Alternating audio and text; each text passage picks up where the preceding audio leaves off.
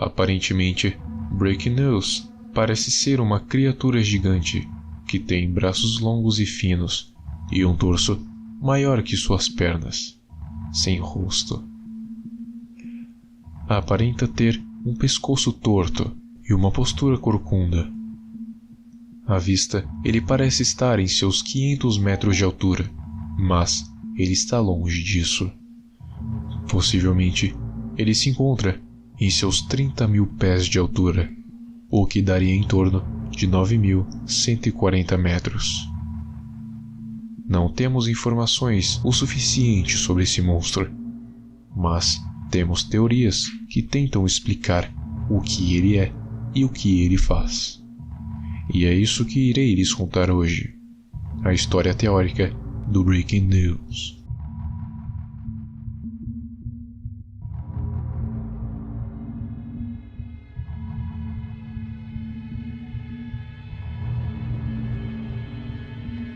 Breaking News é uma criatura pouco conhecida, mas as pessoas acreditam que seja uma espécie de criatura de outra dimensão, que vem com as últimas notícias do outro mundo. Por isso seu nome Breaking News. Sua pele é muito resistente, e com resistente eu quero dizer que ele suporta mísseis e até bombas atômicas, ou seja, ele é praticamente invulnerável aos humanos. Isto implica que Breaking News é um ser que foi feito para acabar com a raça humana algum dia, devorando cada um deles, e será neste dia que a espécie humana será extinta da face da Terra. Essa será a última notícia. Agora, imagine que você está saindo de carro com sua esposa, namorada ou sozinho, e de repente ficasse frente a frente com Breaking News. Você ficaria petrificado, teria pavor e pânico, pois está vendo um monstro bem gigante diante dos seus olhos. Agora, você simplesmente aceita que não pode escapar e que ele pode te esmagar como um inseto, ou te pegar e te mastigar bem devagar com seus dentes afiados. E enquanto você é mastigado que nem um pedaço de carne, você ouve seus ossos rangerem e quebrarem à medida que são mastigados e estilhaçados a cada mordida. Você vai sentir tudo isso, pois ele garante que você esteja bem vivo enquanto te devora. Você tentará gritar por socorro, mas será tarde demais. No momento em que você fizer isso, você já estará dentro do estômago dele. Porém, algumas informações nos dizem que eles só podem ser capturados por câmeras e que são invisíveis aos nossos olhos. Por isso que há imagens em que as pessoas passam normalmente e parecem não ver nada. Mas eles ainda estão lá. Provavelmente, eles só aparecem para aqueles que irão ver sua última notícia.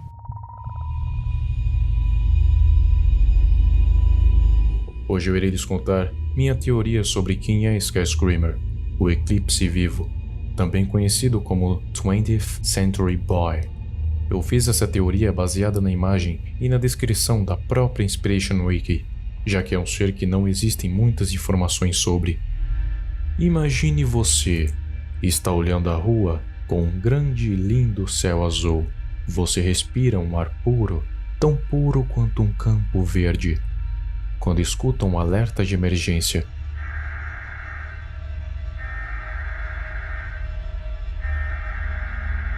o céu escurece como se a noite chegasse de uma hora para outra.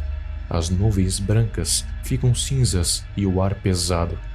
Você pensa que não pode piorar, quando olha para o céu, tira uma foto e se depara com um gigante, preto como a noite, tão preto que a única coisa que pode ser vista são seus olhos e sua boca, que emanam uma luz branca. Tudo isso acontece em questão de segundos. Você está na presença de Skyscreamer, ou Gritador do Céu, uma grande criatura com seus quase 2 quilômetros de altura e suas 100 toneladas. Não se sabe como e quando chega, mas aparece somente em fotos, assim como Breaking News, por existir em uma frequência dimensional diferente, no qual apenas câmeras podem capturar. Skyscreamer é um ser interdimensional feito da pura escuridão. Seu nome se dá ao fato da sua expressão sempre parecer a de um grito, o alerta de emergência soar como tal, e ele sempre é visto no céu. Seu corpo é uma névoa tão escura, tão espessa e tão pesada que contamina o céu, e a única coisa que pode ser vista são seus olhos e a sua boca, que emanam uma luz branca, um possível portal para outra dimensão, uma dimensão que vou chamar de The Void, uma dimensão vazia, onde você anda no completo infinito, uma dimensão entre a Terra, o céu e o purgatório. Alguns vão até essa dimensão e por algum motivo voltam e só possuem vagas lembranças, e depois de um tempo se esquecem completamente. De acordo com a minha própria teoria, Skyscreamer faria parte dos The Giants. Ele abduziria as pessoas para o The Void para serem julgados dignos de irem para o céu ou condenados ao inferno. Mas por algum motivo, sua posição de Wandering Faith foi revogada, mas mesmo assim, ele continua abduzindo, e as pessoas que vão parar no The Void não vão para lugar nenhum. E isso é muito relativo. Alguns vão para lá e voltam logo em seguida. Outros ficam por longos tempos antes de voltar. E tem aqueles que nunca voltam e vagam no vazio por toda a eternidade. The Void não é mais um lugar de julgamento, e sim um tipo de inferno onde você vaga sem rumo, sozinho e possivelmente para sempre. Alguns chamam esse lugar de Limbo, o inferno vazio, mas poucos conhecem Skyscreamer, por isso que nunca ouviram falar dele, e chamam esse evento onde tudo escurece de uma hora para outra de eclipse, e é nesse momento em que ele aparece e faz o que aparentemente tem que fazer. Sim, isso é raro de acontecer, mas pode acontecer, e se acontecer, é bom você não ser o escolhido. Sabe por quê? Porque se você for o escolhido, há a chance de você viver no vazio eternamente.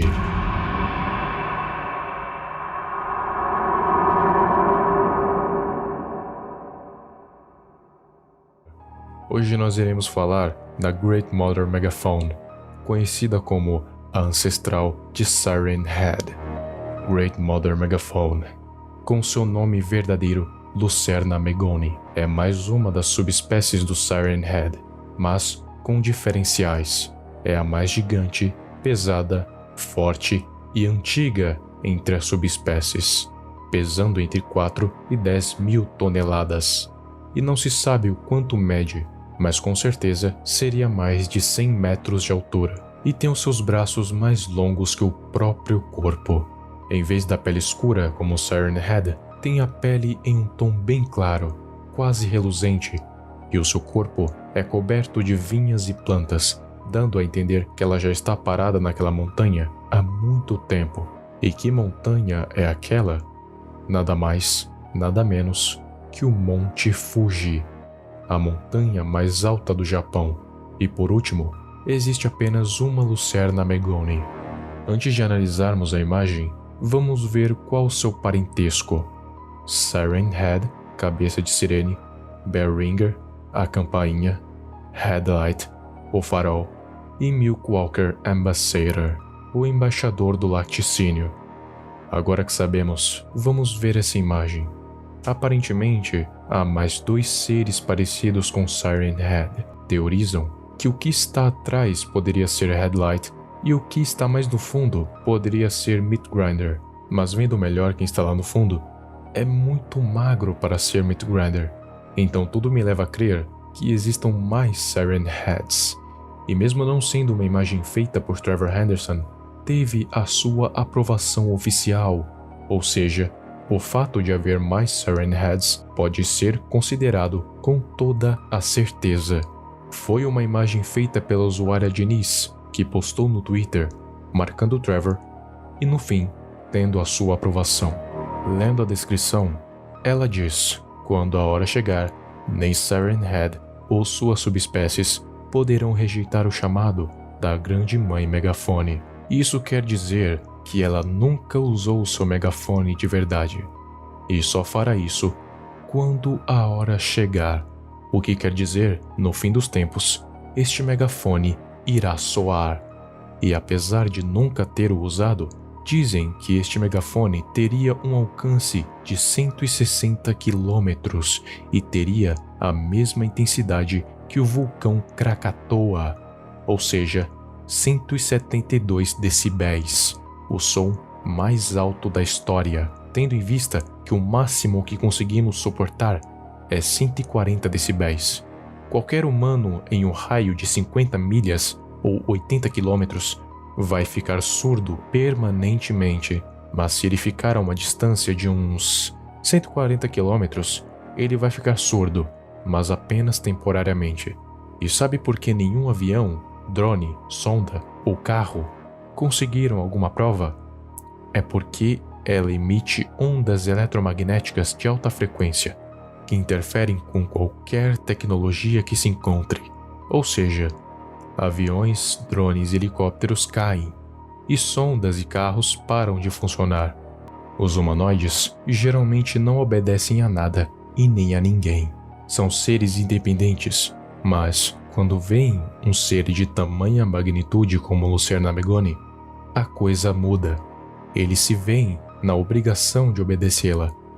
Mas se tratando de espécies e subespécies, em alguma hora, esses seres humanoides mais fracos iriam ser mortos até sobrarem apenas os mais fortes. Para você ter uma pequena noção do nível de perigo, estamos falando de Midgrinder, um ser mais agressivo que o próprio Siren Head, e que a imagem que o continha foi apagada por Trevor. Também tem o próprio Siren Head, que eu não preciso falar muito, Headlight, igual ao Siren Head, porém, em vez de caçar em florestas, caça em áreas urbanas. Sobre Beringer, não posso dizer muito, só que é muito parecido com Siren Head no aspecto de fazer barulho, mas a sua aparência é muito diferente. E por último, Milkwalker Ambassador, uma criatura humanoide que também caça nos bosques, só que, em vez de um aparato eletrônico na cabeça, tem uma caixa de leite sorridente. Porém, hoje está morto. Ou, pelo menos, acreditamos nisso. Great Mother Megaphone tem um grande poder de fogo em suas mãos, já que basta apenas o suar, que várias criaturas humanoides de várias espécies já estão ao seu dispor. E no dia do juízo final, este chamado vai ser ouvido. E quando isso acontecer, bom, é o fim.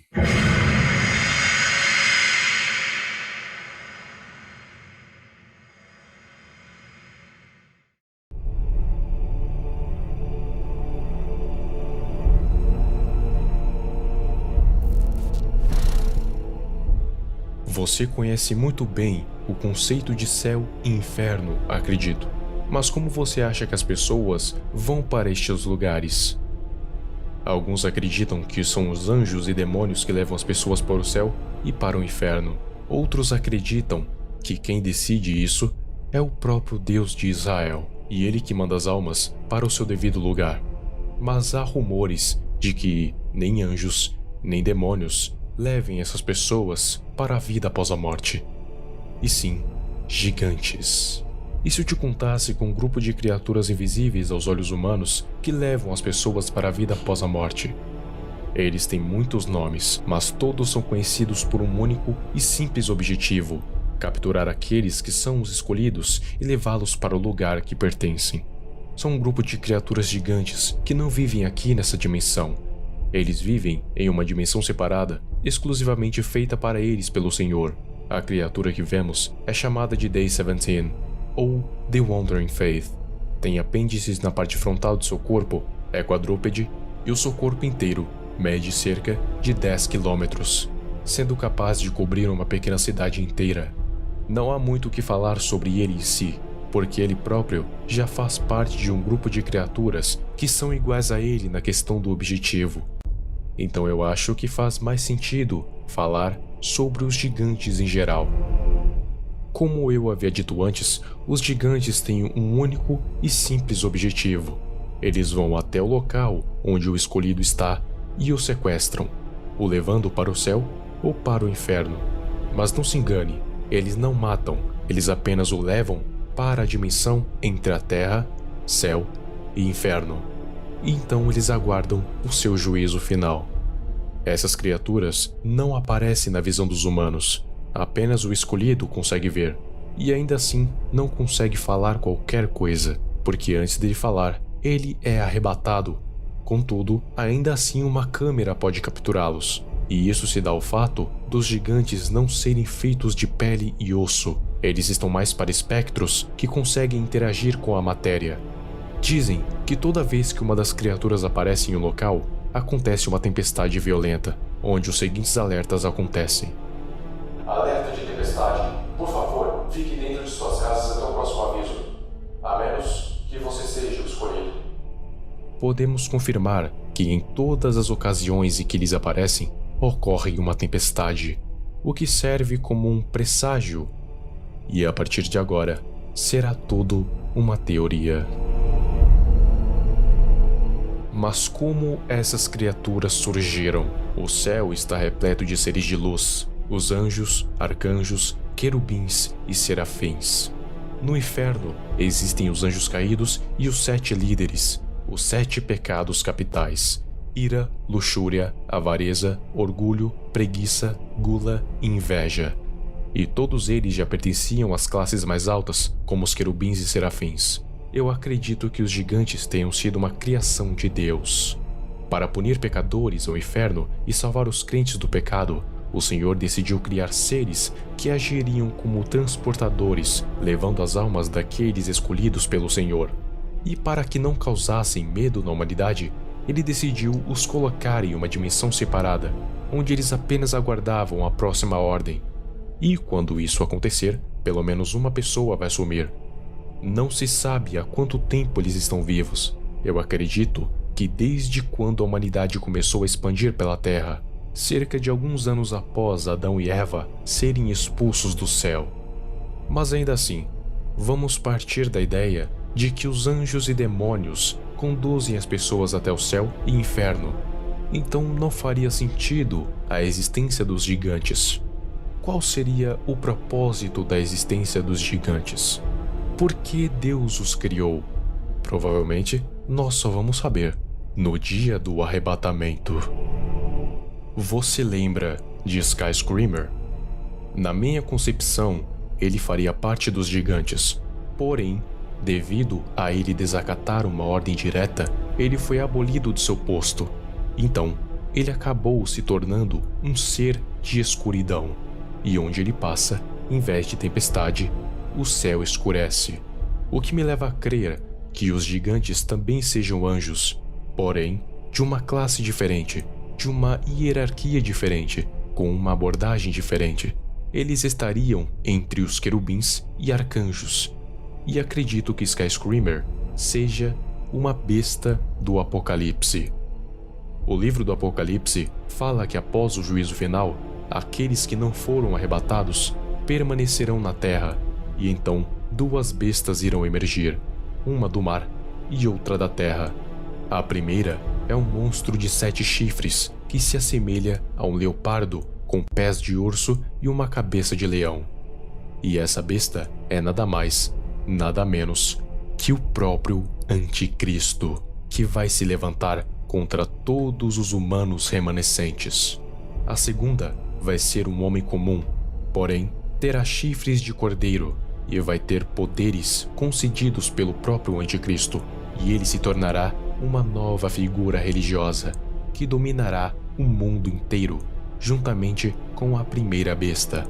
Na minha teoria, assim que Skyscreamer foi expulso do seu posto, acabou se tornando uma nova besta do Apocalipse, desconhecida pelos cristãos, e o seu objetivo é prender os escolhidos no limbo para sempre. Então voltamos aos gigantes. Já que Skyscreamer foi expulso e se tornou uma besta, ele se torna uma contraparte deles. Logo, o propósito dos gigantes é ser a linha de frente no Apocalipse e tentar eliminar as bestas e os cavaleiros do Apocalipse, e então no fim estarão destinados a morrer.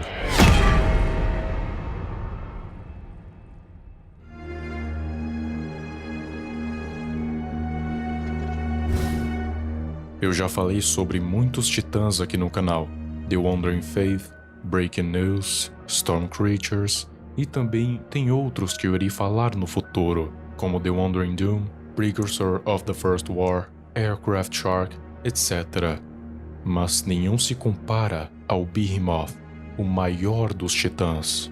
Para você que não sabe, basicamente, um titã é um ser gigante que tem o poder de causar destruição em massa, cada um tendo sua própria característica, e a sua maioria vive em dimensões paralelas à dos humanos, e de tempos em tempos vem pra cá, cada um tendo o seu próprio objetivo. Alguns deles ficam escondidos no subterrâneo, outros talvez fora do planeta, outros no fundo do mar, sendo completamente imprevisíveis, porque apesar de serem diferentes, todos têm algo em comum: a sua aversão aos humanos. E na minha teoria, só não fizeram algo a respeito ainda por causa da intervenção de algo maior.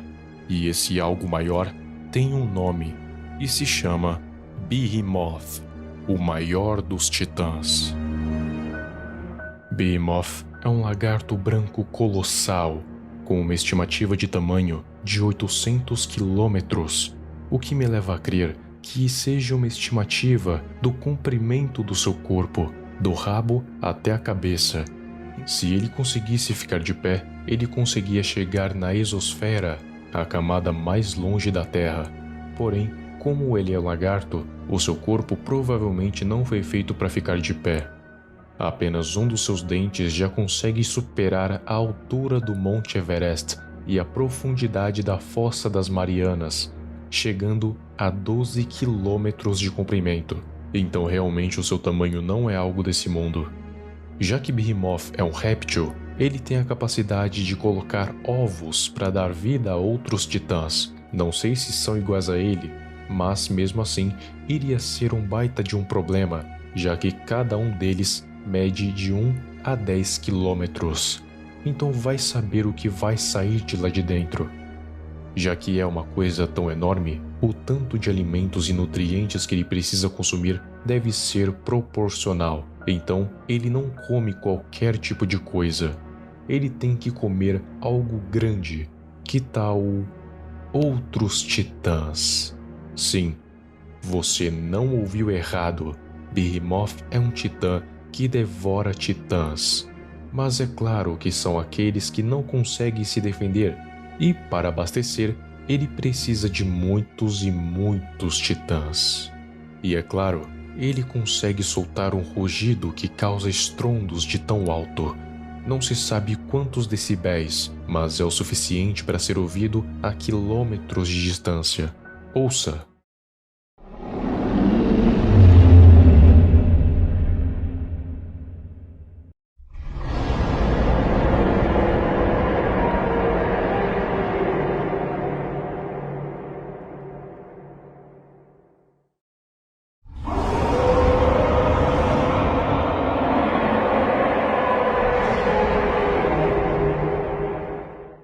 Eu havia dito que o que barrava os titãs de acabar com a humanidade era o Behemoth. Pois bem, eis a explicação. Behemoth também é um ser encontrado na Bíblia, mas com uma aparência diferente, como outro animal. Mas igualmente, Behemoth é o nome dado a um ser colossal criado por Deus. Isso para o Senhor mostrar a sua força e sabedoria, e no fim acabaria por destruí-lo. Então isso quer dizer que o único ser existente que pode matar Leviatã é o próprio Deus de Israel. Então, resumidamente, Behemoth foi um ser criado para que lutasse contra Leviatã. Porém, como neste universo não há apenas Behemoth e Leviatã, a história também é diferente. Ele tem um objetivo extra: acabar com os humanos que não foram arrebatados. E o motivo pelo qual ele intervir que os titãs matem os humanos é simples, porque ainda não está na hora disso acontecer. Todos os humanos considerados indignos permanecerão na Terra e serão obrigados a vivenciar o apocalipse. Nesse momento será onde todos os titãs irão surgir para eliminar aqueles que permaneceram na Terra, não deixando sobrar nenhum humano sobrevivente. E o que acontece depois de todos os titãs matarem os humanos, você me pergunta? É simples. Lembra que eu disse que apenas o Senhor teria o poder de aniquilá-los? Pois bem, é isso que vai acontecer. Todos os titãs serão eliminados, e assim a Terra ficará vazia, e tudo começará do zero, a partir do momento em que o Senhor disse: haja luz e haja trevas.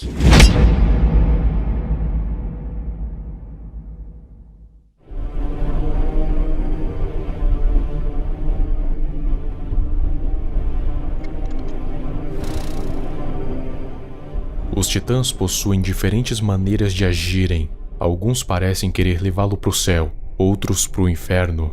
Já outros parecem não querer nada. São seres enigmáticos que nem eu sei direito para que vieram ao mundo. E qual seria o seu propósito além de devastar tudo no fim dos tempos? E hoje, em específico, vamos falar de um que nem sequer vemos o seu corpo. Hand of Heaven. Hand of Heaven é uma enorme mão que aparece de tempos em tempos em lugares distintos na Terra, parecendo querer buscar alguma coisa ou levar alguém junto com ela. Geralmente aparece em lugares com um tempo nublado. O seu peso, altura e possíveis poderes são totalmente desconhecidos, até porque a única parte do seu corpo que vemos é a mão.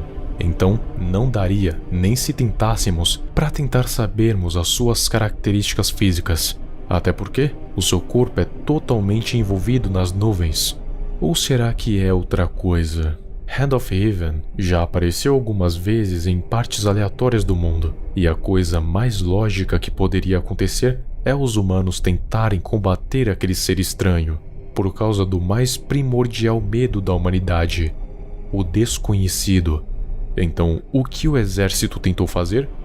Esperar ela aparecer em algum local vasto e então usar explosivos. Só que convenhamos que isso nunca iria funcionar. E pior, isso pareceu irritar o que quer que esteja acima das nuvens. E o que aconteceu depois?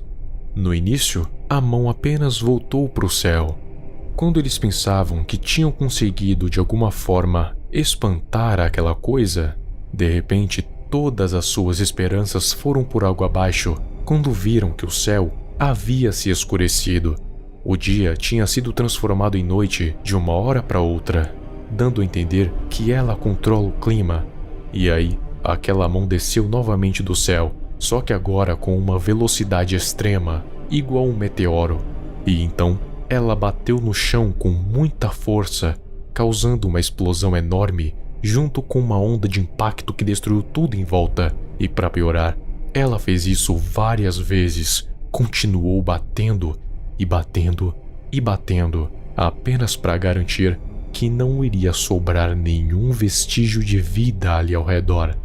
Então aqui aprendemos que não é uma decisão inteligente provocar essa mão, apenas deixá-la cumprir o seu propósito, seja lá qual seja. E essa é basicamente toda a informação que conseguimos obter pesquisando na internet. Muitos de vocês com certeza já devem ter associado Hand of Heaven com um dos titãs, e de fato, ele é um dos titãs. É um daqueles que meio que não vive nessa dimensão, por isso que nunca vemos o seu rosto, ou sequer o seu braço, porque eles não estão ali, nunca estiveram, nem mesmo estão acima das nuvens, e eu vou explicar o porquê. Vários titãs costumam viver em dimensões paralelas à nossa, porque senão eles seriam descobertos, como por exemplo, The Precursor of the First War, que vive em uma dimensão paralela e o único registro oficial foi na Primeira Guerra. Por isso o seu nome. Hand of Heaven não seria diferente. Ele vive em uma dimensão separada, criada por algo maior. e de tempos em tempos, um portal acima das nuvens é aberto e o Titã liberto. Assim, Hand of Heaven leva algo junto com ele. Mas o que? Ou quem? Há duas hipóteses para o que ele estaria fazendo, ou levando. Mas primeiro, temos que entender o que é esse Titã. Já vimos muitos deles. No caso, em sua maioria tem algum contato com o catolicismo. Então seu objetivo é levar os humanos escolhidos para o arrebatamento. E eles todos vivem em uma dimensão separada, criada pelo Senhor.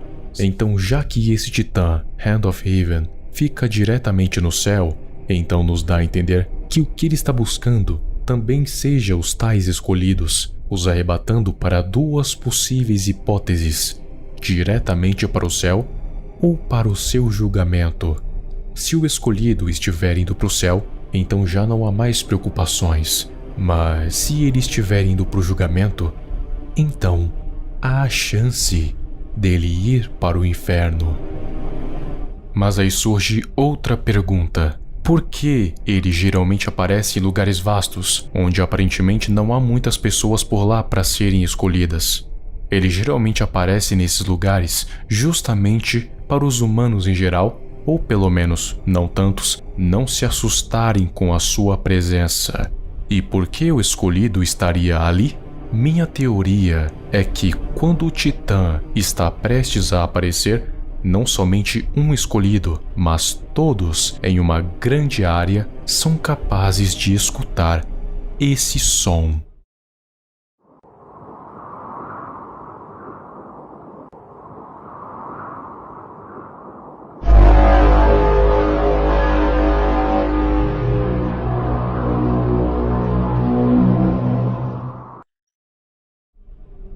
Esse som só pode ser ouvido pelos escolhidos mais próximos de Hand of Heaven, e ele seria como um chamado para uma determinada área, como uma hipnose. E então, quando todos se reunirem em um só ponto, aquela mão irá descer do céu, pronto para levá-los. Então, agora que você já sabe o que significa esse som, se prepare para o arrebatamento.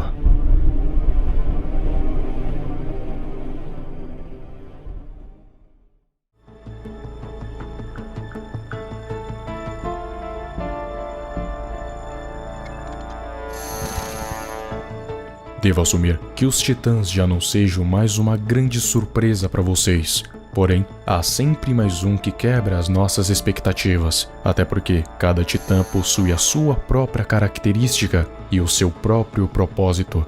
Mas no final, todos vão acabar com a humanidade para depois serem destruídos e se dar início a uma nova era. Alguns dos Titãs possuem origens religiosas, como no caso de Day 17 ou The Wandering Faith. Porém, se existe um lado, existe o seu oposto, e não seria diferente com Day 17.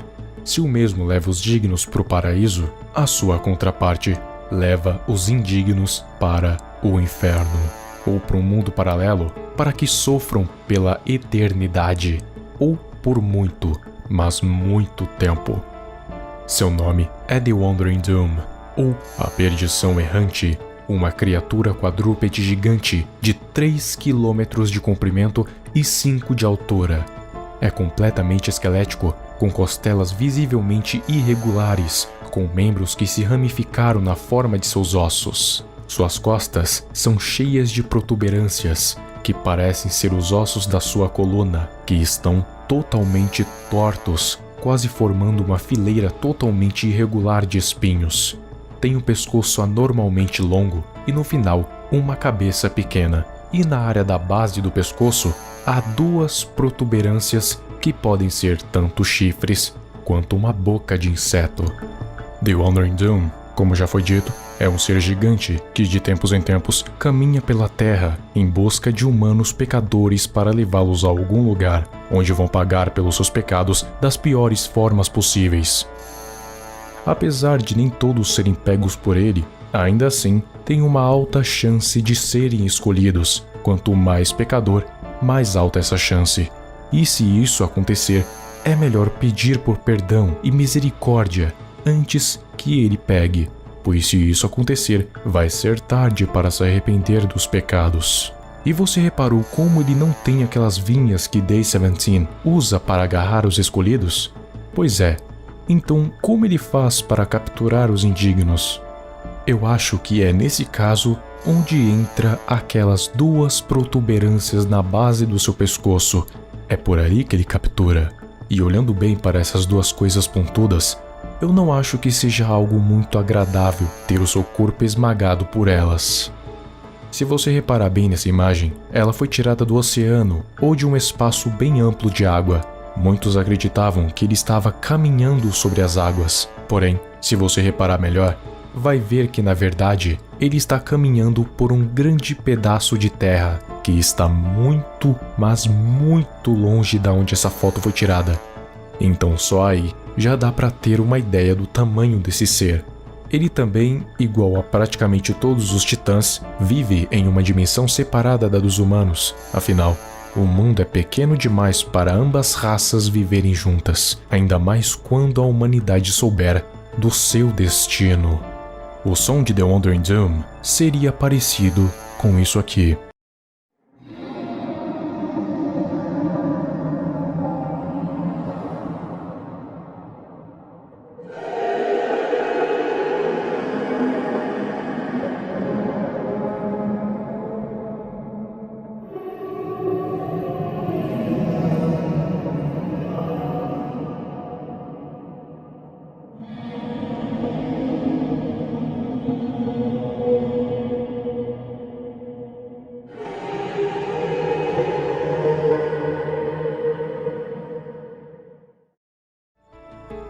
Behemoth, Aircraft Shark, Mantas, Hand of Heaven, The Wandering Faith e The Wandering Doom.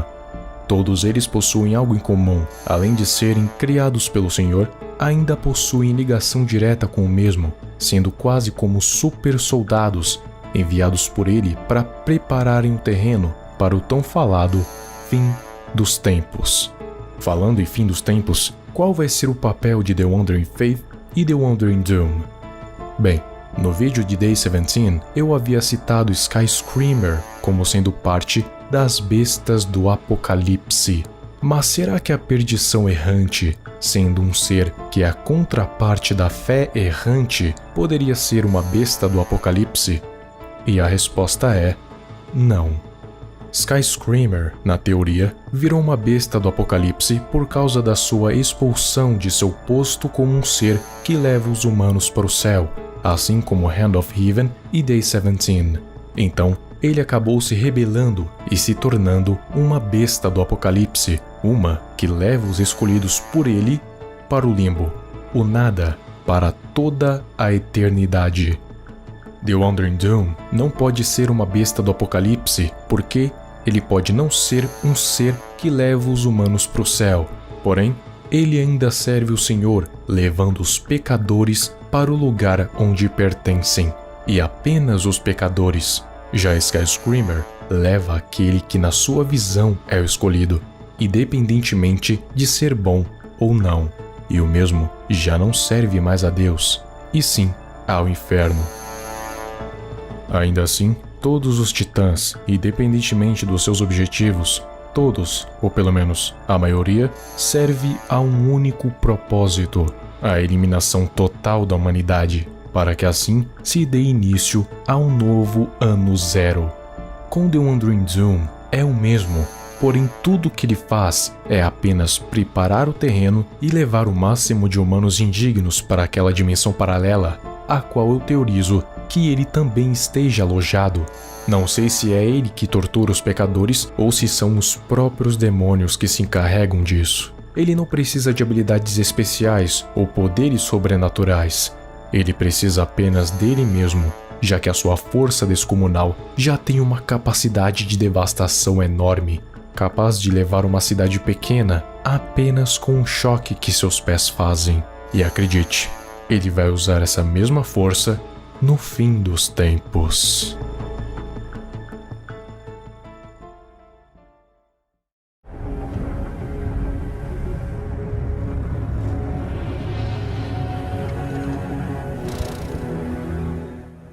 A maioria das pessoas possui medo de tubarões, afinal, são animais ferozes, capazes de te desmembrar com uma mordida, sem falar na sua aparência medonha. Porém, a sorte é que eles vivem na água, ou seja, não tem por que você viver com medo de tubarões, sendo que eles são animais marinhos, certo? Porém, e se eu te dissesse que há uma criatura, ou melhor, um titã, que quebra a ideia de um ser desses viver apenas na água? Imagine um megalodon, o maior tubarão que já existiu aqui na Terra. Agora, lhe dê asas e a capacidade de respirar fora da água. E aí você tem Aircraft Shark, uma criatura que mede em torno de 500 metros, com presas de tubarão, aparência de tubarão e asas e cauda de arraia. Extremamente hostil e que tem a capacidade de destruir uma aeronave com uma mordida. Ele vive no céu, que seria a mesma coisa que o mar nesse caso, pois eu deduzo que ele só pode viver no céu, assim como um tubarão só pode viver no mar. Mas ele também pode viver tanto no céu quanto no mar, menos na terra por não ter patas. Para os curiosos, o seu som se parece com isso aqui.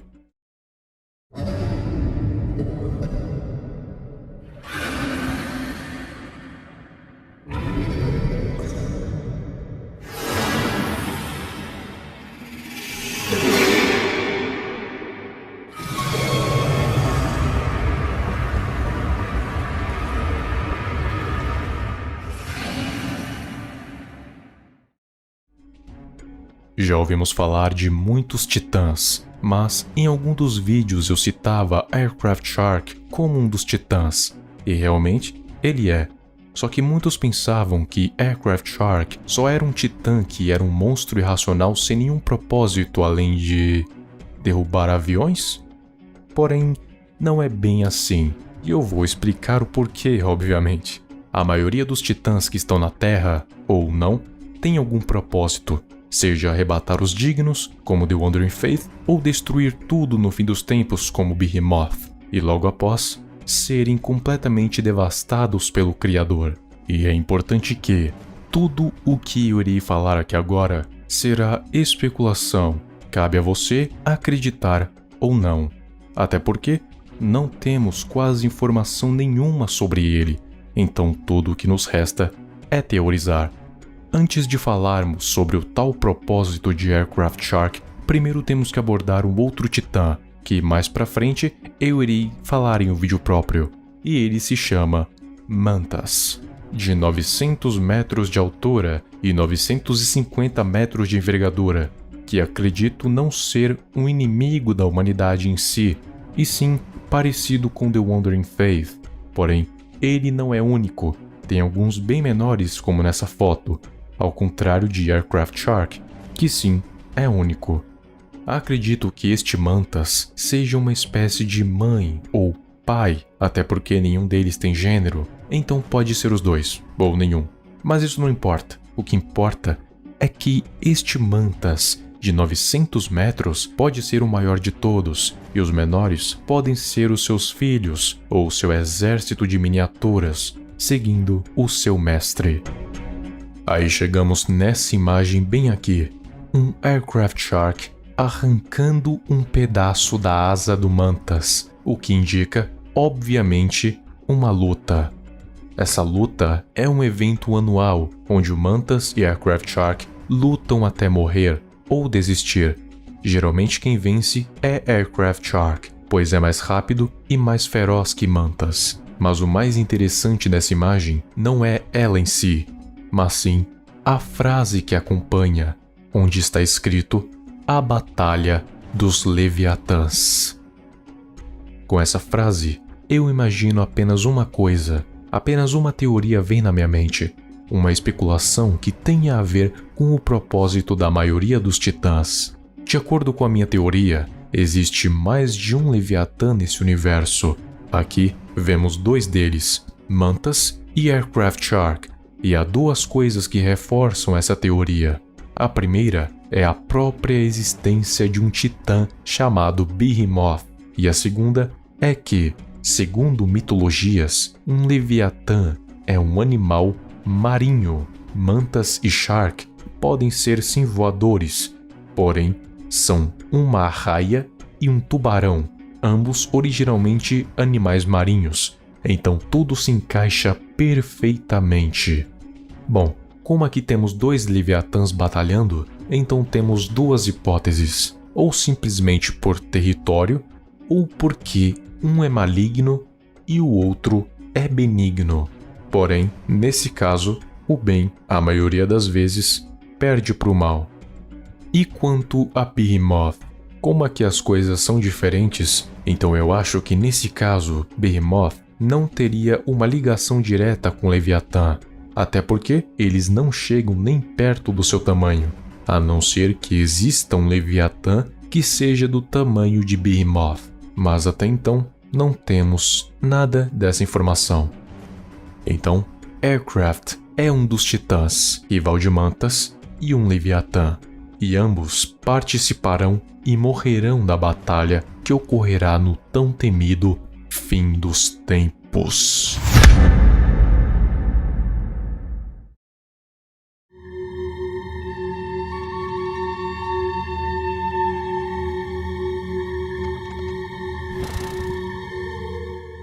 A Lua.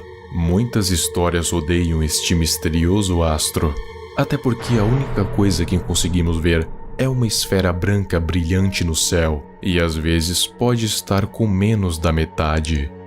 Imagine que você está em uma noite, ou até em uma manhã tranquila, observando a querida Lua, mas aí você olha atentamente para aquele ponto branco no céu e percebe que ele está fazendo pequenos movimentos irregulares. Mais atentamente, você percebe que algo está junto da Lua, e depois você percebe que aquilo, na verdade, não é uma Lua. That's no Moon, uma criatura ridiculamente gigantesca, cujo tamanho exato é desconhecido, assim como seu peso, tanto é que não sabemos nem o quão distante ele está nessa foto. Porém, se fosse para eu chutaria que ele seria do tamanho de Aircraft Shark, cerca de 500 metros, talvez menor, talvez maior, não sabemos. Ele tinha a aparência de um peixe-diabo negro, uma criatura abissal, ou seja, que vive no fundo do mar, onde a luz do sol não chega e a pressão é tanta que as criaturas que vivem lá embaixo são totalmente deformadas, se tornando monstros dignos de filmes de terror.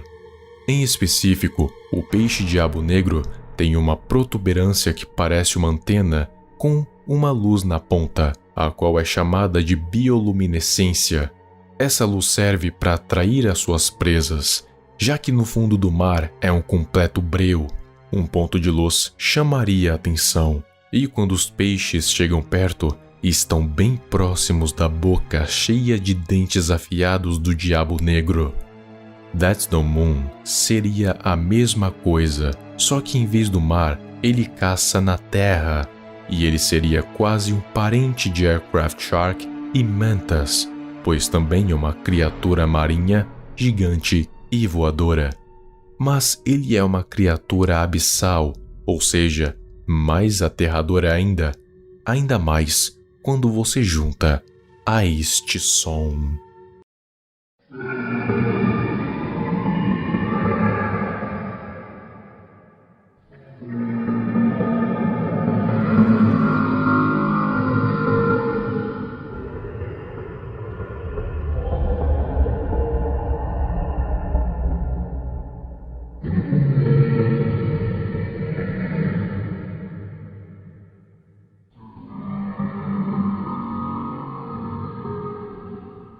Existe uma história que de início pode não ter muito a ver com fotografia, mas depois vocês vão ver do que se trata.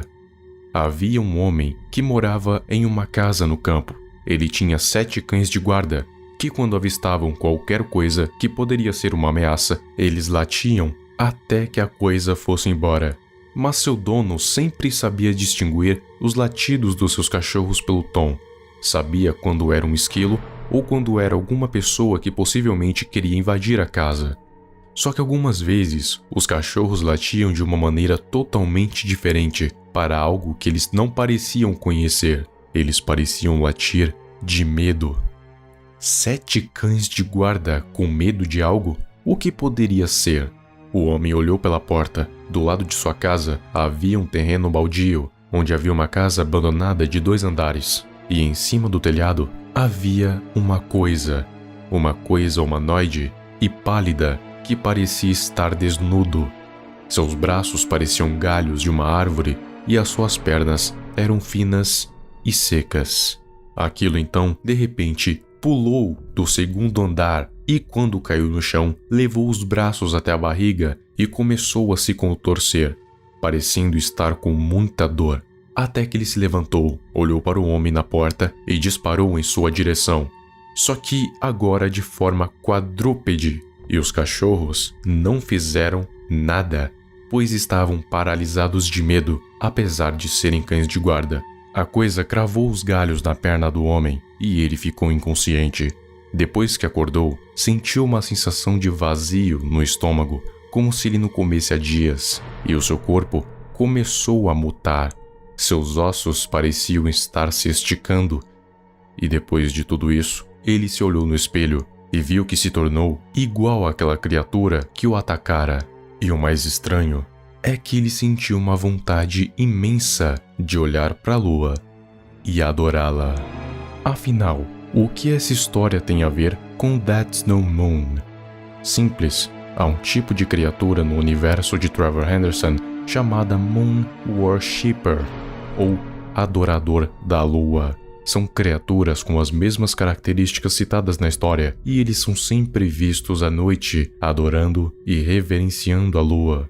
E a única coisa que eu posso falar sobre eles é que eles são os responsáveis por criar a 2ª lua na Terra, que serviu de portal para a chegada dos titãs. E a possível ligação que eu consigo pensar entre os adoradores da lua e That's No Moon é justamente uma questão predatória. Como assim? Digamos que os adoradores da lua saiam todas as noites para adorar a lua. Só que, como eu disse algumas vezes, aquela talvez não possa ser a lua, e sim uma criatura gigantesca. E ao meu ver, e é claro, apenas uma teoria, That's No Moon não busca fazer mal algum para a humanidade, mas ele deseja atrair justamente os adoradores da lua para devorá-los e erradicá-los da face da terra. Mas por quê? That's No Moon seria um titã que quer impedir a ascensão dos outros titãs, ou seja, quer impedir que eles venham para essa terra, seja lá qual for o motivo. E o principal portal que está fazendo com que os titãs consigam vir para cá é justamente aquela 2ª lua, possivelmente mantida intacta pelos adoradores. Então o seu objetivo é atraí-los para fora de seus esconderijos e devorar um por um.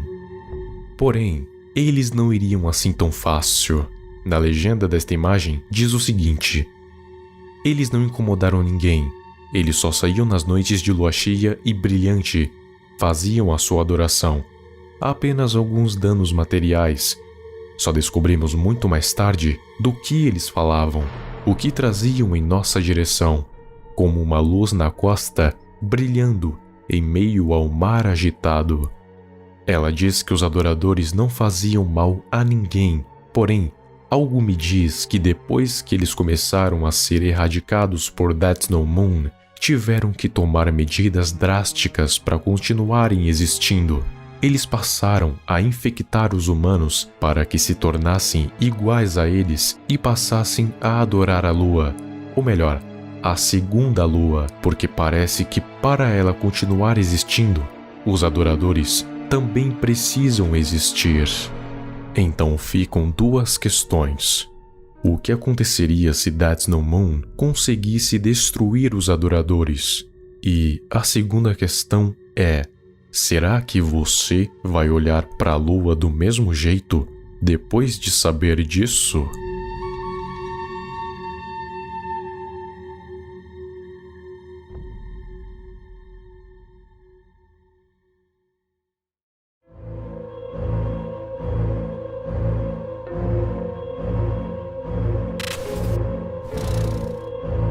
Está um dia chuvoso, tempestuoso. Pessoas correm pelas ruas para se proteger da chuva. Relâmpagos caem sem parar. Geralmente, esses trovões passam desapercebidos por muitos, porque muitos deles caem todas as vezes em que acontece uma tempestade. Mas também há muitas pessoas que temem os trovões, porque eles podem ter algum significado. Já reparou como crianças e animais geralmente têm muito mais medo dos trovões? Não é coincidência dizerem que eles são muito mais sensitivos a coisas sobrenaturais, como espíritos ou coisas do tipo. Então talvez não seja apenas o barulho, mas sim algo diferente. Como assim algo diferente? Deixe-me dizer que muitas pessoas, muitas delas crianças, já viram algo no céu no meio dos trovões. Para ser mais específico, elas viram algo como se fossem tentáculos ou muitas patas de insetos saindo no meio das nuvens. E logo depois uma pessoa mais velha ou doente simplesmente desaparecia ou morria. Mas isso foi tão rápido e repentino que elas não conseguiram ver mais que isso. Diziam que os adultos que viam eram loucos e que as crianças tinham a imaginação fértil. Basicamente, ninguém acreditava nos tais tentáculos que saíam no céu em meio aos trovões. Só que isso mudou quando começou a haver alguns padrões. Muitas pessoas falando sobre a mesma coisa, e era sempre uma tempestade onde havia muitos trovões. Alguns deles eram até roxos, mas ainda não era o suficiente para convencer a todo mundo. Até que várias pessoas se juntaram em uma tempestade e se prepararam para tirar uma foto quando os raios púrpuros acontecessem. E aconteceram. Algumas câmeras não captaram nada, já outras captaram isso aqui. Essa criatura é chamada de Sky Tentacles, ou Tentáculos do Céu. Vários tentáculos negros que saem de uma misteriosa fenda no céu. Como não dá para ver o corpo inteiro dessa criatura, nem saber o quão longe ela está e tampouco comparar ela ao tamanho de uma outra coisa, então não temos como saber com clareza o seu tamanho, mas dizem que pode ser uma das maiores coisas no universo Trevor Henderson. Sky Tentacles é um dos titãs, e por sinal, pode ser um dos piores, porque ele tem o poder de abrir diretamente uma fenda no céu, coberta por raios roxos que permitem que ele entre em contato com essa dimensão. E é claro, tem uma série de poderes. Qual o seu objetivo? Bom, é basicamente o mesmo de todos os outros titãs, ou pelo menos o da maioria, que é levar os humanos dignos ao céu e os indignos à sua destruição total. E eles geralmente os destroem, causando terremotos e tsunamis. Só que eles fazem isso de uma maneira precisa para que os inocentes não sofram também. Como? Não sei. Só sei que eles sabem o modo de fazer com que a natureza fique aos seus favores.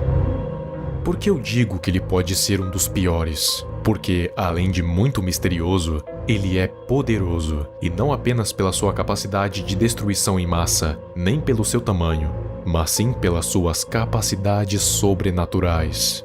Como podemos ver, Sky Tentacles é capaz de abrir portais entre dimensões, fato. E sim, os titãs na maioria são de outra dimensão, porém, eles só podem vir e voltar caso seu criador mande. Pelo menos é o que eu acho que seja, já que não é muito nos falado sobre a ida e volta dos titãs à Terra. Já Sky Tentacles tem o privilégio de poder abrir fendas dimensionais em qualquer lugar do céu, disfarçando de tempestade.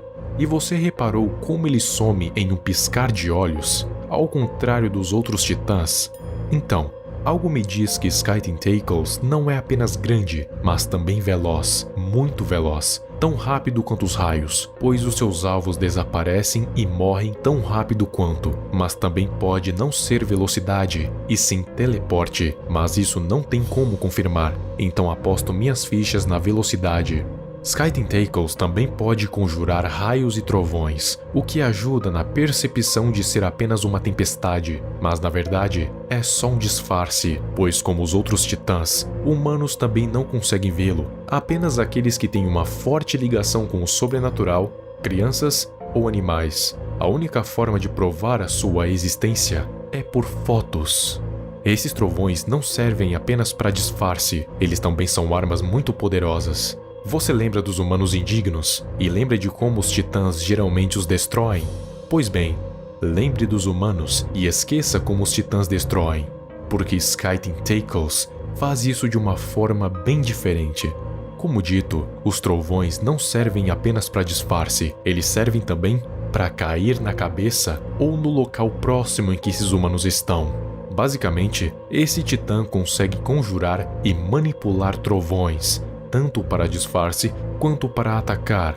Então ele não é apenas um simples titã, ele é praticamente uma força da natureza que conjura trovões. Sky Tentacles, assim como os outros titãs, é uma força criada pela divindade suprema de todo o universo, com um único e simples propósito: o tão temido fim dos tempos, um evento totalmente teórico onde todos os titãs vão vir de uma vez causar o fim da humanidade e depois serem exterminados pelo seu criador, dando início a um novo ano zero, um novo começo, semelhante ao dilúvio, só que mais radical. Não existe uma forma de matá-los, pois eles só vão morrer quando chegar a hora, e atualmente os humanos dignos que estão no fim da vida vão para o lugar melhor, mas isso não significa que os que não forem arrebatados não vão ser levados para o paraíso. Não. Eles apenas são os sortudos que vão presenciar o fim dos tempos. Há uma maneira de sobreviver? Sim, há. Pois em apocalipses onde a própria Terra não seja destruída, sempre vai haver uma pequena porcentagem de sobrevivência. Mas em conclusão, Sky Tentacles é quase a mesma coisa que os outros titãs. As únicas diferenças é que ele não se mostra por inteiro, tem mais poderes sobrenaturais, é responsável de coletar os dignos e destruir os indignos ao mesmo tempo, e no apocalipse vai ter um papel bem especial. Vai ser o motivo pelo qual a chance de sobrevivência ser bem pequena, pois ele vai ser um dos últimos titãs nessa terra e vai ficar por muito tempo procurando sobreviventes. E quando encontrar, vai demorar menos de 1 segundo para aniquilá-los.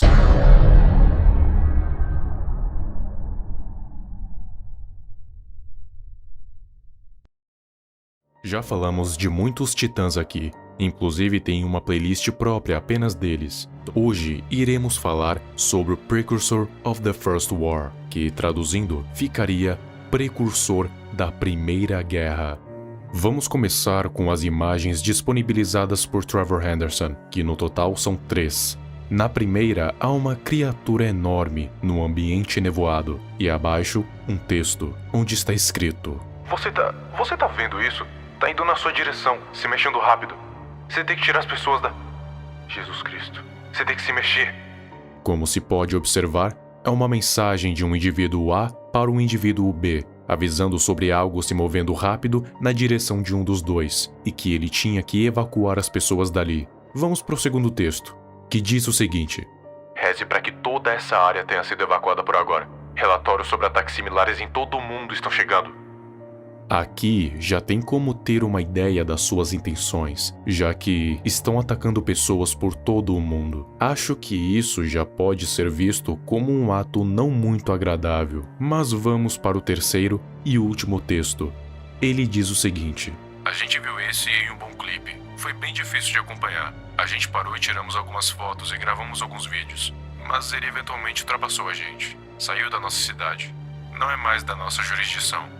Mas vimos um bando de animais deslocados chegando na nossa cidade no mês seguinte. Essa imagem, junto com essa descrição, nos dá algumas informações. Esse titã é difícil de se notar e, consequentemente, também difícil de acompanhar. Portanto, vê-lo e gravá-lo não é uma tarefa fácil. Tanto é que a única imagem decente que conseguiram tirar foi essa. As outras informações vêm mais à frente. Esse titã não tem um nome específico, mas chamamos ele de Precursor da Primeira Guerra, e mais tarde vamos saber o porquê. Mas primeiro vamos falar das suas habilidades, que com certeza fazem desse titã muito especial. Eu costumo enxergá-lo mais como um titã casca-grossa, mais lutador, que bate de frente e, consequentemente, massacra os humanos com as suas próprias mãos. Não é muito dito sobre a sua velocidade, mas é dito que ele pode viajar entre países em instantes, então eu acredito que ele possa se teleportar. Ele é um gigante de outra dimensão, então tudo é possível. Mas a sua velocidade também não fica para trás, já que ele pode correr muito mais rápido que um carro, como descrito nas mensagens. Apesar de ser um titã, ele pode ser bem sorrateiro se quiser. caçando à noite sem fazer barulho algum é a sua especialidade, assim como travar duras batalhas diretamente. Tudo depende da situação. Se ele precisar fazer isso sorrateiramente, ele fará. Mas, se for uma batalha direta, ele também fará. Nada o faz recuar. E é claro que ele teria habilidades físicas sobre-humanas, com a sua força e resistência sendo equivalentes às de uma montanha, seus sentidos sendo extremamente aguçados, sendo muito improvável você conseguir surpreendê-lo. Além das habilidades especiais do Titã, como poder manipular o som, fazendo você ouvir ruídos que não existem, utilizando isso como um dos artifícios para travar a primeira guerra contra a humanidade. Também pode manipular o fogo e a eletricidade, usando tanto para o ataque quanto para a defesa. Acredito que ele também possa ficar invisível por um determinado tempo, assim podendo ser sorrateiro quando precisar. Alguns efeitos estranhos acontecem quando esse titã aparece, como, por exemplo, quando ele aparece em algum local onde há uma concentração de animais selvagens, esses animais migram desse local em que ele apareceu, para sempre. Não se sabe o porquê disso acontecer, mas é fato que os locais em que ele apareceu nunca mais foram habitados por nenhum outro animal. Um outro efeito é que quando qualquer um entrar em contato com ele, vai ser acometido por um azar permanente. A vida desse alguém virará um inferno, porque a sorte simplesmente vai sumir, dando lugar ao azar até o fim da sua vida. E além disso tudo, o precursor ainda possui imunidade ao frio, então não importa o quão frio esteja, ele vai sobreviver. Por isso que tentar atraí-lo para lugares frios, na esperança de matá-lo, não funcionará de jeito nenhum. Não é muito explícito, mas tudo indica que várias vezes no passado, os titãs já entraram em conflito com a humanidade, resultando em muitas baixas por parte dos humanos, que não conseguem nem ao menos contra-atacar, já que apenas os titãs têm poder suficiente para viajar entre as dimensões. Isso se cabe a todos eles. O Precursor foi um dos primeiros titãs a virem aqui para a Terra e foi o primeiro a travar o conflito com a humanidade, atacando vários países quase que ao mesmo tempo, tanto de uma forma direta quanto indireta, pois, como dito, ele pode manipular o som. Então, se alguém errado ouvir o som errado na hora errada, pode causar um grande desastre. Tentar lutar é inútil, e os conflitos que uma vez já aconteceram aqui não passam de apenas um presságio de algo muito maior, e você sabe muito bem o que é isso. Olhe, está escutando esse alarme? É exatamente isso que vai ser escutado quando eles estiverem chegando. The Bird Watcher, ou o Observador de Pássaros, um dos titãs de Trevor Henderson. É uma criatura bípede com duas enormes pernas curvadas para trás. Ele aparentemente tem um torso fino, quase humanoide, terminando na cabeça que parece de um inseto, com 2 grandes apêndices em sua ponta e 8 olhos. Nessa mesma imagem existe uma mensagem, e ela diz o seguinte: é incrível que as pessoas podem e vão se adaptar se tiver tempo suficiente. Elas tinham as evacuações em ciência até agora, e mesmo com o surgimento, os campos os impediram de causar qualquer dano real. Eles nem sequer tiveram que parar os trens dessa vez. Eles não se atrasariam afinal. Muito se especula a respeito dessa mensagem. Muitos dizem que Birdwatcher estava aqui desde antes de os ataques eventuais dos titãs começarem a acontecer contra a humanidade, mas não estava para atacar, e sim para observar. Com isso, os humanos teriam se acostumado com esses tempos de paz e, por fim, se adaptaram a eles. Mas quando a onda de ataque de titãs começou a acontecer, nós ainda pudemos nos adaptar a eles, e agora conseguimos nos defender tranquilamente de qualquer ataque. Isso já se tornou comum, mas Birdwatcher continua lá, sempre observando. A respeito do nome, muitos especulam sobre o que ele significa. Ao ver de muitos, ele significa que a criatura protege os pássaros e seria tipo um deus protetor deles. Por isso que em qualquer lugar que ele vai, há pássaros o rodeando, pois ele os atrai. E é uma história em que essa criatura estava envolvida. Uma história que diz justamente o porquê nunca se deve mexer com pássaros. A história a seguir contém violência contra os animais, mais especificamente contra pássaros. Não vai ter nenhum tipo de violência gráfica, mas vai ser descrita por palavras. Você foi avisado. Vou lhes contar uma história de quando eu tinha 12 anos de idade. Nesse tempo eu gostava muito de passarinhos, criaturas amigáveis e pacíficas, mas eu não gostava de tê-los como animais de estimação normais. Eu gostava de pegar meu estilingue e arremessar pedras ou munições de aço contra eles. Sim, eu sei que é horrível, mas eu tinha 12 anos. Era um moleque inconsequente que não sabia que minhas ações levavam a punições. Mas logo logo eu iria receber uma das grandes e merecidas que me atormentariam para sempre. Um dia eu peguei meu estilingue e me infiltrei em um enorme, velho e obscuro monte, rodeado por árvores que era perto da minha casa, onde eu poderia me encontrar com todo tipo de ave. Primeiro eu vi um pássaro comendo os frutos do galho em que pousou, tão indefeso, tão inocente, tão parado, um alvo perfeito. Apanhei meu estilingue, uma munição, apontei e disparei, acertando bem na cabeça do animal. Na hora era incrível ver como ela explodia em 1000 pedaços e deixava o cérebro esparramado pela grama e terra.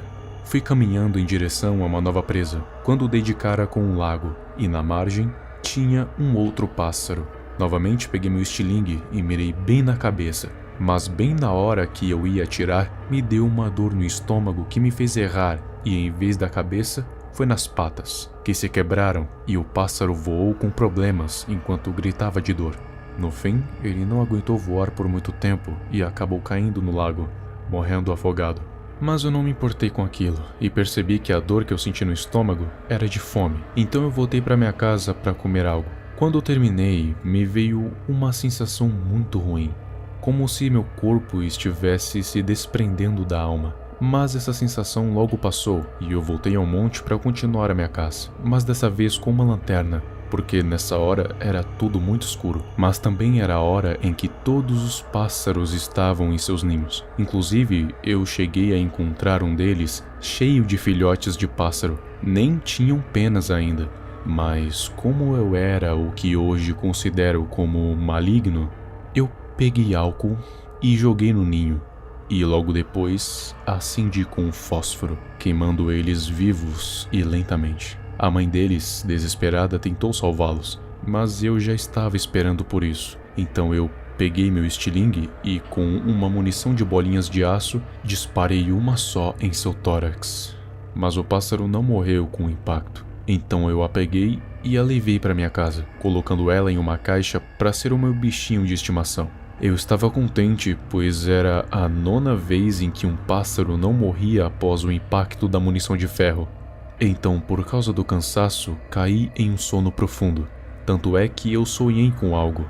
Sonhei que estava novamente no monte. Estava de dia, mas não havia sol, apenas um céu nublado. Eu estava sozinho, sem nenhum objeto em mãos. O ambiente era nebuloso, e era uma neblina tão intensa que quase dava para se afogar nela. Mas de repente tudo escureceu muito rápido e uma sensação de perigo iminente começou a tomar conta de mim, e a sensação parecia vir de trás de mim. Girei meu corpo trêmulo e rígido lentamente, enquanto chorava e rezava para que não visse nada de ruim ou assustador. Mas foi exatamente isso que aconteceu. Ao virar completamente, vi uma figura gigantesca com tentáculos saindo debaixo da sua cabeça e que pouco a pouco ia se rodeando de pássaros. E em seguida soltou um enorme rugido que me deixou tonto e com dores de cabeça.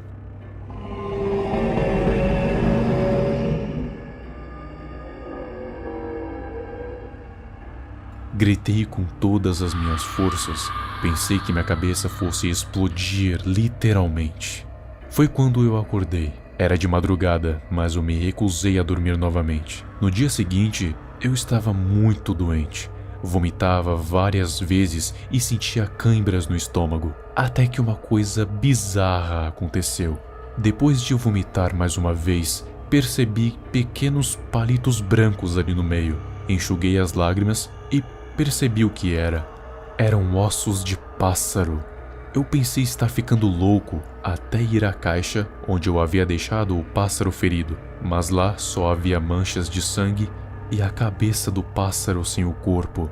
Depois disso, todas as noites da minha vida, eu sonho com pássaros devorando a minha carne enquanto eu ainda estou vivo. Vejo cada camada de pele e cada órgão do meu corpo ser devorado vivo lentamente por eles. E eu sinto tudo como se estivesse desperto. Vejo isso todo santo dia, até hoje. E para não deixar que eu me acostume, as coisas vão ficando ainda piores, saindo dos sonhos para se tornarem alucinações, tanto visuais quanto sonoras.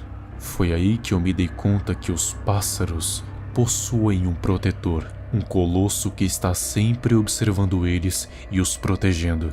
Eu não sei se eu mereço viver ou não. Não sei se mereço essa punição ou não. Mas de uma coisa eu sei. Não cometa o mesmo erro que eu. Não provoque o guardião das aves. Você alguma vez já sentiu como se as ações que você tomava no dia a dia não eram realmente suas? Ou seus pensamentos não eram realmente seus? Ou as emoções que você sentia não eram as que você normalmente sentia? Como se alguém invisível estivesse te guiando?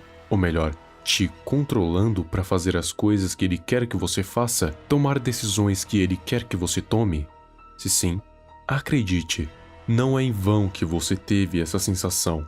Ela pode ter sido provocada por um outro ser, e um dos grandes, um titã.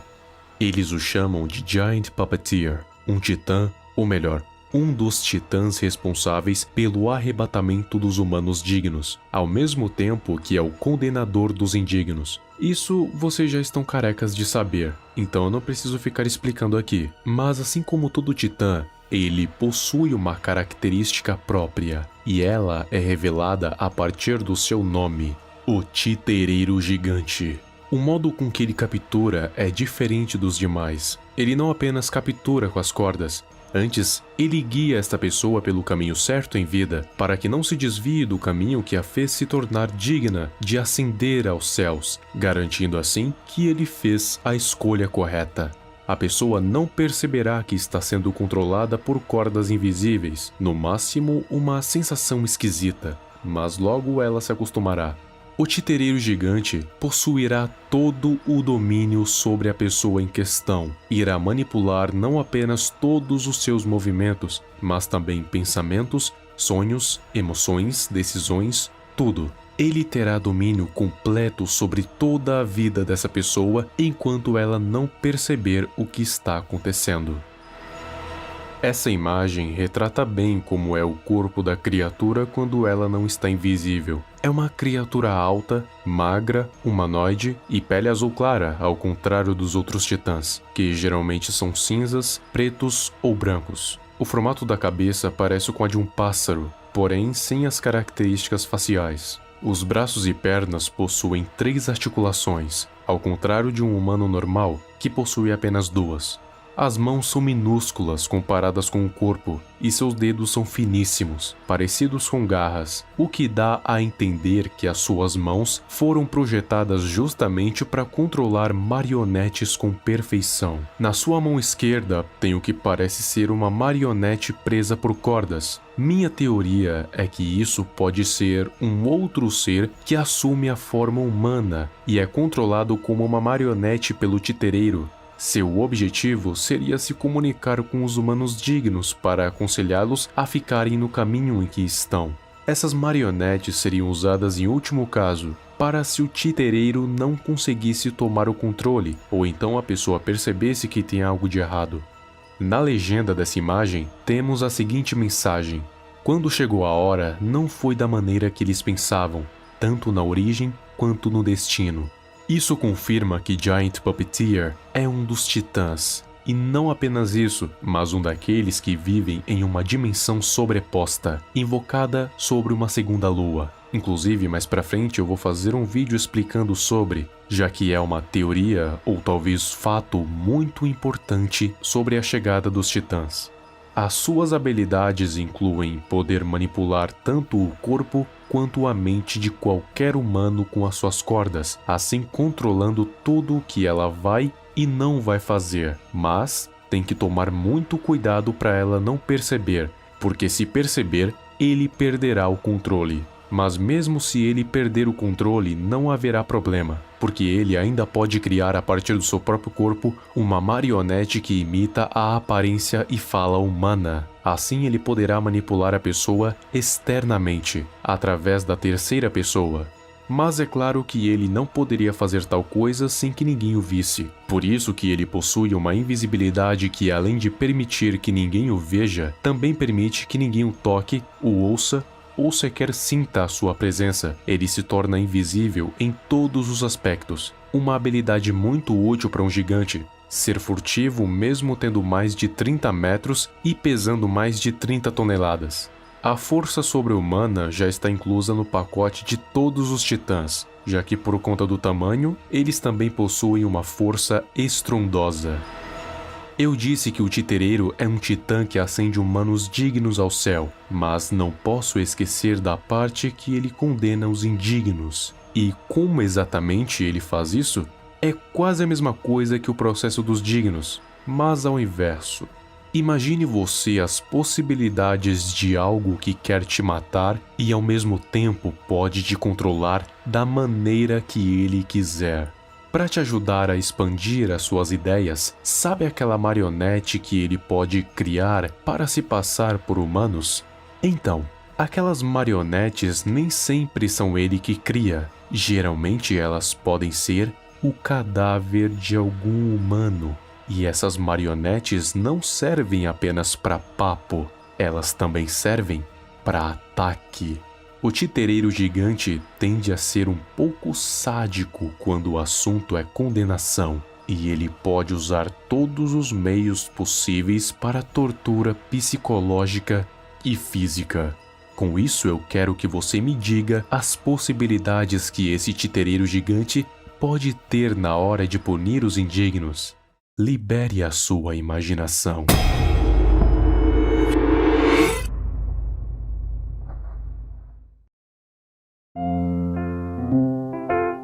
Ela sempre foi a mascote da nossa cidade, nossa protetora. Sem mencionar que ela era nossa atração turística. As pessoas por todo o mundo vinham olhá-la com seus próprios olhos. Não muito nesses dias. Com tantos outros, a novidade simplesmente acabou. Mas ela ainda está aqui. E ela pode ser a nossa única esperança. Em uma cidade anônima e pequena, já houve um grande centro turístico, onde pessoas do mundo inteiro vinham ver a famosa Watchtower, que na verdade era um ser gigante que fica no topo da montanha, observando e protegendo a cidade de qualquer ameaça. Mas de uns tempos pra cá, muito tempo na verdade, já não era mais novidade, porque de acordo com o fotógrafo, tem muitos outros seres iguais a ela, não no sentido de aparência, mas sim no sentido de anormalidade.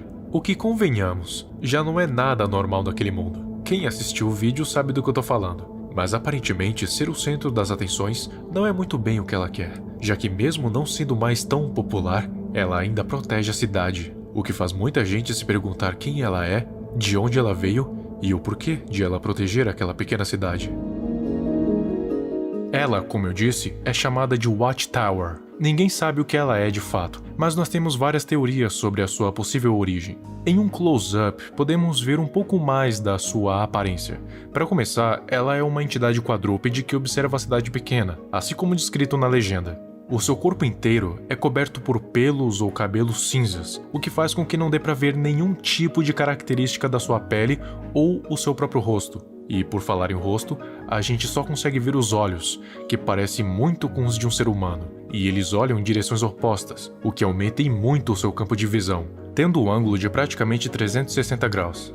Não dá pra ver a boca, mas Trevor disse que ela provavelmente é aquela linha larga em cima dos olhos, o que implica que o seu rosto é invertido.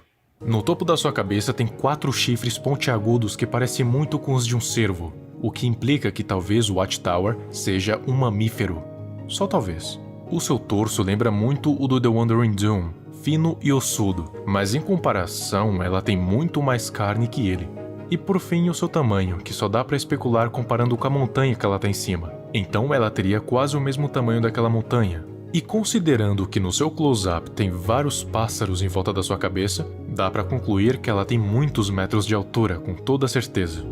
Os outros, nesse caso, seriam os titãs, porque o que chamava a atenção de Watchtower era justamente o seu tamanho monstruoso. Só que quando a segunda lua apareceu, os outros titãs foram chegando, e então já não era mais novidade uma criatura colossal. Só que claro que os titãs não são pontos turísticos, e sim um alvo de preocupação global, o que imediatamente já torna Watchtower só mais uma criatura gigante. Só que ainda assim, ela protege a cidade. E se a teoria estiver certa, a frase "ela pode ser a nossa única esperança" pode estar se referindo a ela proteger a cidade justamente dos seus inimigos, os titãs. E mais, se formos considerar que a Watchtower era uma novidade para a humanidade naquela época, então podemos concluir que ela já estava na Terra muito antes dos titãs aparecerem, e por pura coincidência se instalou nessa cidade. E digo mais, ela pode ser ainda mais velha do que a segunda lua, o portal que fez os titãs chegarem aqui. E bem, continua assim até hoje. Uma das únicas cidades em todo o mundo que não foi assolada pelos titãs e nenhuma outra criatura foi essa. Uma cidade totalmente anônima, mas que teve a mais pura sorte de conseguir a proteção da titã, possivelmente mais antiga. As habilidades dela não são muito versáteis, mas são efetivas. Sua principal habilidade, e a de qualquer outro titã, é o seu tamanho, que pode indicar a sua presença e pode ser usada para afastar ameaças, tanto dos titãs quanto de criaturas menores como Siren Head.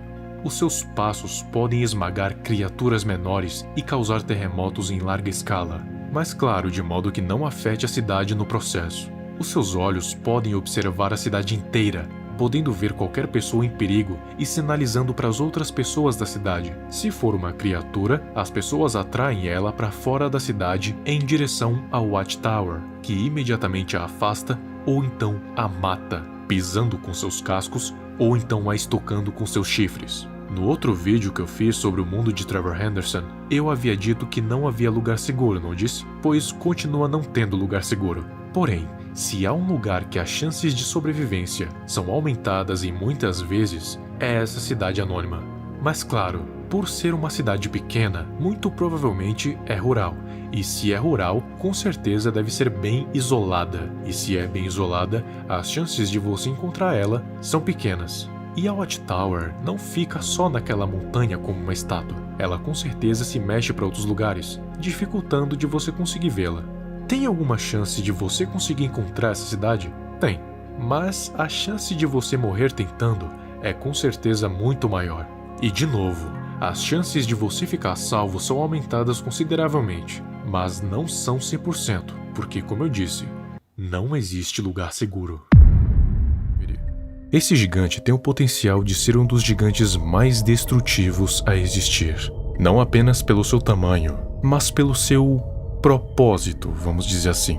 Ele tem um propósito um tanto interessante e importante para a conclusão do arrebatamento geral e da destruição em massa que um dia todos os gigantes vão fazer em relação a esse mundo. No passado, eu já falei de um titã chamado Breaking News. Tem muitos que acreditam que o Breaking News é o gigante dos pontos vermelhos, mas a verdade é que os dois não têm nenhuma relação, pelo menos nenhuma que saibamos. Até porque o Breaking News parece ser muito maior do que o gigante dos pontos vermelhos. Pelo menos parece, porque não dá para ter uma ideia definitiva do tamanho do gigante só pela imagem. Como eu disse, especulavam ser o Breaking News, mas com uma habilidade única, nunca antes mostrada, que seria, adivinha só, os tais pontos vermelhos.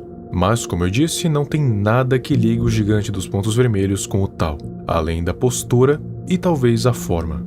O gigante dos pontos vermelhos é uma criatura humanoide gigantesca, com 2 longos braços finos e tortos que, pela imagem, não dá para ver o final, mas pela largura, eles chegariam até os seus pés facilmente. E falando em pés, o gigante tem 2 pernas relativamente curtas se comparadas com os braços, mas em compensação são bem mais grossas e exibem mais musculatura. Não dá para ver os pés, então não dá para saber se ele está longe ou se ele está perto. e isso influencia diretamente na conclusão sobre o quão alto é essa criatura. Porque se ele estiver no meio das árvores do fundo, então ele é muito maior do que parece. Mas se ele está perto dos postes, então ele não é muito maior que a maioria dos gigantes. Mas isso não importa muito, afinal ele continua sendo um ser gigantesco. Não dá para ver a sua cabeça, mas pela posição dos braços parece que ele está olhando para cima, para a lua. E isso pode ter um motivo bastante especial. Um motivo que o torna mais importante do que ele realmente parece. E falando nos pontos vermelhos, essa é a principal característica que esse gigante tem. Até porque está no próprio nome dele. Não se sabe o que são esses pontos vermelhos que ficam espalhados pelo corpo dele. Podem ser buracos que revelam a parte de dentro do seu corpo, ou podem ser simplesmente marcas. O negócio é que esses pontos vermelhos revelam a sua posição. Assim, mesmo que ele esteja coberto pela escuridão, ainda dá para ver os pontos vermelhos que estão espalhados de maneira totalmente aleatória pelo seu torso, já que eles são brilhantes como um farol. Ao todo, parece que tem cerca de 17 pontos, alguns mais brilhantes do que outros, alguns menores que outros e por assim vai. Só pela imagem não dá para ter certeza do que se trata esses pontos, mas tem hipóteses do que eles realmente podem fazer e do que eles podem servir para o gigante, até porque eles não estão aí por nada, senão não teria por que eles existirem. E de acordo com a hipótese que eu vou falar mais para frente, esse propósito é bem destrutivo. Geralmente, quando os gigantes aparecem, tem dois motivos: arrebatamento ou destruição em massa. Ao que parece, o gigante dos pontos vermelhos é um gigante bem destrutivo, porque geralmente o gigante que arrebata tem tentáculos que levam as pessoas. Já esse tem apenas 2 braços e 2 pernas, juntamente com um potencial destrutivo natural de um gigante. Os pontos vermelhos, apesar de não ter evidências, pode ser que eles sirvam para auxiliar ainda mais na devastação que esse ser pode fazer. Afinal, eles não estão lá à toa. Dizem que esses pontos vermelhos servem para cegar os alvos, onde eles liberam uma luz muito forte, capaz de cegar momentaneamente os alvos, atrapalhando o processo de fuga, já que eles não vão saber para onde correr. Depois, esses pontos vermelhos também soltariam feixes de energia tão quentes que seriam capazes de incinerar uma pessoa por completo em questão de segundos, sendo praticamente lasers de alta potência. Ao que tudo indica, o propósito do gigante dos pontos vermelhos vai além da destruição e devastação. Observando a postura do gigante com os braços estendidos para cima, podemos notar que parece que ele está querendo puxar algo para baixo. E esse algo seria o céu. Essa teoria foi mencionada em um comentário na imagem, e o Trevor Henderson respondeu esse comentário com a seguinte frase: "Alguém teria que fazer." Com base nessa resposta, podemos deduzir que o gigante dos pontos vermelhos não está literalmente tentando puxar o céu para baixo, até porque isso seria fisicamente impossível até para um ser sobrenatural como ele. No entanto, de maneira metafórica, ele poderia estar trabalhando para encurtar a distância entre as 2 dimensões. Ao fazer isso, o gigante dos pontos vermelhos poderia estar facilitando a invocação de mais gigantes através da segunda lua, um fenômeno que também envolve os adoradores da lua, ou os Moon Worshippers. Esses adoradores acreditam no poder dos gigantes e na conexão entre a segunda lua e a chegada dessas criaturas colossais no nosso mundo. Se essa teoria estiver correta, o gigante dos pontos vermelhos não é apenas uma máquina de destruição, mas também uma espécie de mediador entre os 2 mundos, um catalisador para a chegada de mais gigantes e o início da nova era de caos. O gigante teria muito mais importância do que simplesmente ser um destruidor, assim como o The Wandering Drum, cuja existência é somente para destruir. Esse aqui, além de ter sido invocado pela segunda lua, ainda tem o propósito de aproximar ambas as dimensões, para que os titãs cheguem na Terra através da segunda lua com muito mais facilidade, puxando o céu para baixo.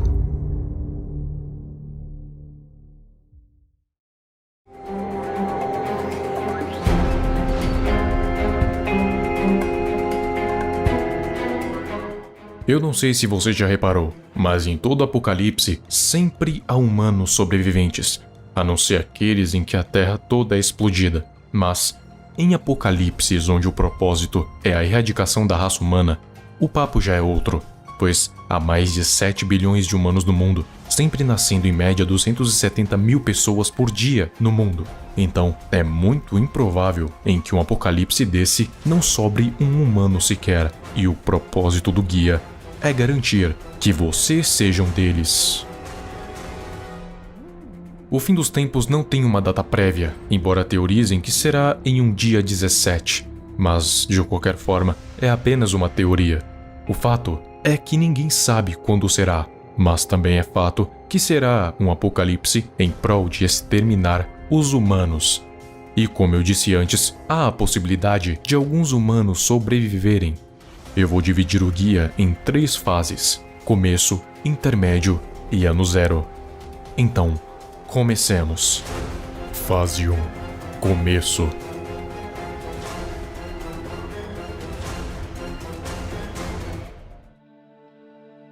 Você está em um dia normal, pacato, como qualquer outro. Finja que você está em um campo verde, respirando o ar mais puro que essa terra pode conceder. Os pássaros cantando como um coral. Tudo está no mais perfeito estado, em perfeito equilíbrio. Eu quero que você imagine tudo isso. Mas aí o clima fica nublado, estrondos por todos os lados, pessoas gritando, tudo virou um completo caos. Você já não tem ideia do que fazer, tudo o que você consegue enxergar é neblina.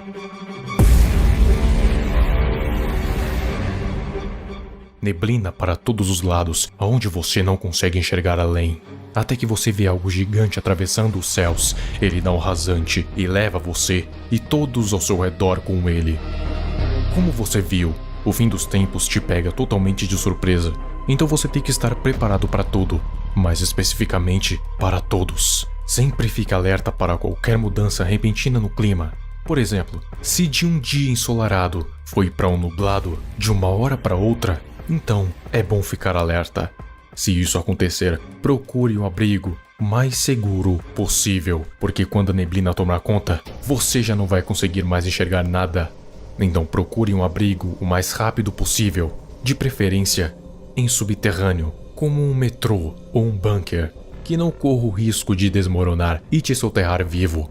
Outro esconderijo que cairia muito bem seriam cavernas nos lugares mais isolados possíveis, porque lá seriam os últimos lugares onde os titãs iriam procurar, até porque eles não cabem em locais pequenos, porque afinal, são titãs. Basta que você se antecipe em um esconderijo e espere a poeira baixar. E faça isso antes que o nevoeiro chegue, pois se acontecer, será tarde demais. Fase 2. Intermédio. Você então achou o esconderijo perfeito. E agora? Agora é esperar toda a poeira e névoa abaixar, pois os estrondos não vão parar. E até esse momento, mais de 70% da população mundial já foi dizimada, pois os titãs vão chegar sem aviso e com força total, para justamente não dar brecha para escapar. Então aí você espera, espera e espera.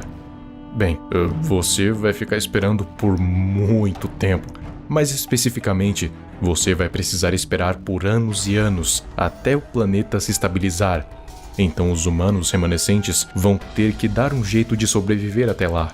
E o fato é que os titãs vão ficar rondando a Terra incansavelmente por muito tempo à procura de sobreviventes, e isso até a estabilização completa.